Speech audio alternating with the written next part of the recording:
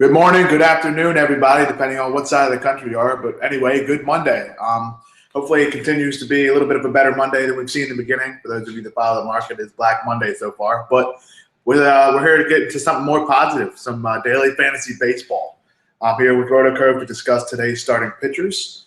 Of course, it's a Monday, which means that it's a travel day in baseball. We talk about this a lot. Each Monday and Thursday, a lot of these teams travel, going to split their series up, whether it be a 3-game series or a 4-game series. Most of them start either on Monday, Tuesday, or Friday. So that means that Monday and Thursday are travel days. Now, what that means for you is there's a shorter slate, which means there's fewer pitching options. But it also means a lot of these guys are going to be more highly owned. So for those of you playing in tournaments, we're going to need to talk about some lesser-owned pitchers, and that's what part of the reason why I'm here today, to discuss some of these guys. Now, first things first, I think today the top guy, everybody's top guy, is going to be Jacob deGrom against the Philadelphia Phillies. The game is in Philadelphia, so it's not in Citi Field, so that may give deGrom a little bit of a downgrade in some people's eyes. But you have to remember, he's still been dominant on the road, too. Opponents are hitting just 191 against him. Now, he faces the Phillies, which I just mentioned, whose offense has been a lot better of late since trading Chase Utley. They've had a lot of younger guys hitting very well towards the top of the order, with Dubal Herrera hitting close to 300. Guys like their new acquisition, Darnell Sweeney, hitting a few home runs, getting a few walks. So they have some guys that can hit the ball, but it's still nothing to be scared of. So I do like deGrom as a top option, especially if you're playing the cat. But everybody has deGrom. So let's talk about some cheaper options and some guys that you can potentially put into GPPs as some lower-owned guys, especially on a shorter slate. One guy I like today is Julio Teheran against Colorado Rockies. That may come as a surprise to a lot of you guys because you've heard me talk about how the Rockies can really crush right-handed pitching. But this is the way I look at it, especially at this point in the season. Rockies don't have Tulowitzki anymore. They're not hitting as well as they have normally been on the road. Now, they still crush the ball at home, obviously, with Coors Field. And I think that's what part of the thing comes from their numbers in terms of hitting right-handed pitching, because they are number one in baseball in doing that. But I think most of those numbers are Coors Field. You can look at that. They're hitting well over 300 at home. They have a lot of home runs, a lot of extra base hits. Now, on the road, they're not doing the same thing, and I think that's one reason why I like Teheran today, who also has very interesting home and away splits. On the road, he's just a mediocre pitcher, has an ERA close to 4, maybe over 4. But at home, he's the ace that the Atlanta Braves thought they were getting when they brought him up to the major leagues a few years ago. At home, he has a 2.44 ERA, a whip of 1.01, and an opposing batting average of just 201. One thing is his strikeouts is also up at home. He has a strikeout per 9 of just under 9. So he's a very good pitcher at home, and considering he's good there in Turner Field, and the Rockies aren't as good on the road for obvious reasons, I think this makes for a good matchup, and Teheran will probably be lowly owned against that Rockies offense. The other guy I want to discuss is actually on the other side of Teheran, and that's Jorge De La Rosa against the Atlanta Braves. This is just a matchup play for me only. Of course, De La Rosa is one of the lesser pitchers in baseball. He's probably a little bit below average, and most of that is because he's pitched his whole career in Colorado. So you're automatically thinking that he's not doesn't have great numbers simply because pitching in Coors Field is very tough.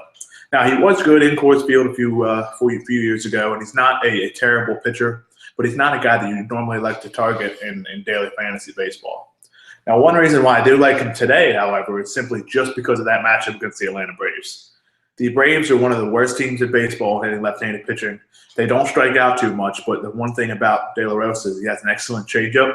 So any Atlanta Braves righties that are in that lineup are actually going to struggle because De La Rosa is better against right-handed pitchers than he is lefties, being a reverse splits guy.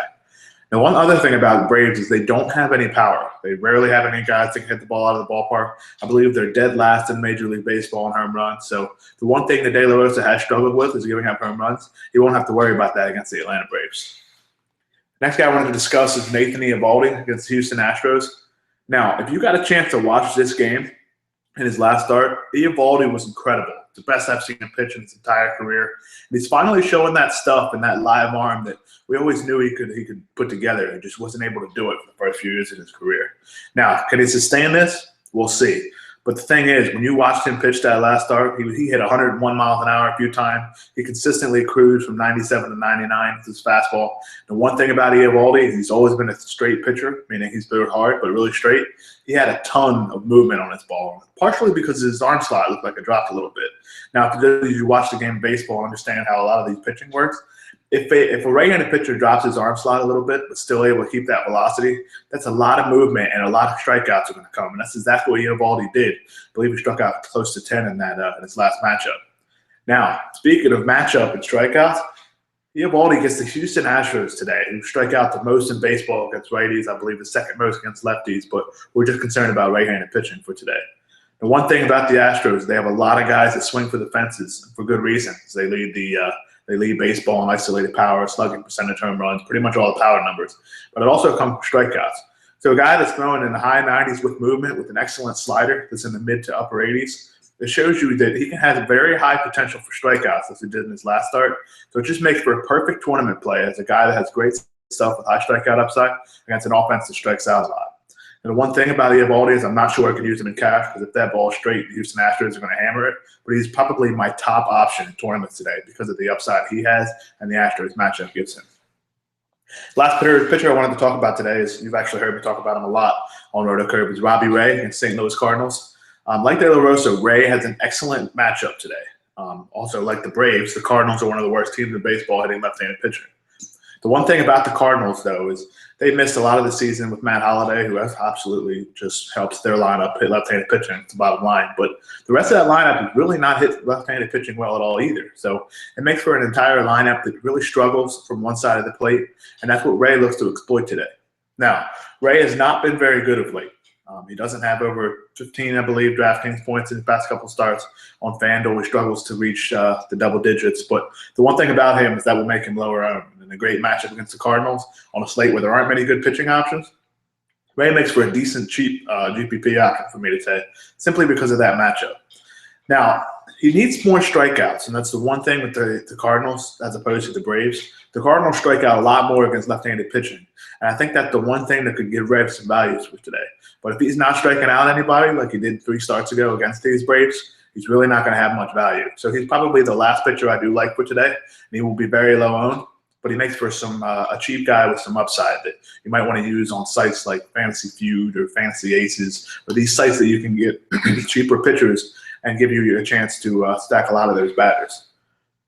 Now, speaking of that smaller slate I just discussed earlier, and everybody using these high-priced batters for today, the one thing about having deGrom, and it's one of the I wanted to talk about for one of the main parts of today's slate, everybody's going to have deGrom, especially in cash games. Now, the one thing about that is when people have that on FanDuel, it becomes hitters against hitters. On DraftKings, it becomes starting pitcher 2 and hitters against the other team, starting pitcher 2 and hitters. On a site like FantasyFeud, though, it kind of creates more of a justified lineup construction, because although everybody may have deGrom, that's fine. You're still looking at 2 pitchers and a whole bunch of hitters to diversify your head-to-heads, 50-50s, and even in tournaments. So for today, I think on a site like FantasyFeud, if you have deGrom, you can pick between 2 cheaper pitchers like either Tehran, if you want to spend up a little bit, De La Rosa, Robbie Ray, even some Eovaldi. It really changes a lot of things up. And I think even for today, if you wanted to spend on bats, you can go with some upside play with maybe Eovaldi, Jorge De La Rosa, and a guy like Robbie Ray, and you can pretty much afford any bat you want. So the one thing about that is if you wanted to play on the GPPs on FantasyFeud, there's been a ton of overlay over there. You can get into their $2.20 GPP. It's actually been half full or a little bit more of late. And they also have $33 GPPs and some qualifiers they've been running as well. So be sure to take advantage of that. If you haven't signed up yet, as always, you can use RotoCurve's deal, which if you use referral code CURVE on FantasyFeud, you get a 100% deposit bonus of up to $500. And as always, if you sign up with a new site and deposit over $50, RotoCurve will add $25 for you to play with on that account. So be sure to take advantage of that. And for today, there's not many pitching options, but the one thing about it is there's deGrom in cash, and then you got to look at some other guys. And just to recap, I like Julio Tehran probably as my second option, the De La Rosa, Eovaldi, and Robbie Ray. I like all these guys in tournaments because they all have strikeout upside. But if you are playing in cash today, and I know a lot of people will, I think you have to go with deGrom as your first one. And I'm probably looking at a combination of either Jorge De La Rosa, Julio Tehran, depending on either side, which part of the game you like there, and a Nathan Eovaldi, who has that high strikeout upside against the Houston Astros. That pretty much does it for today's pitching segment.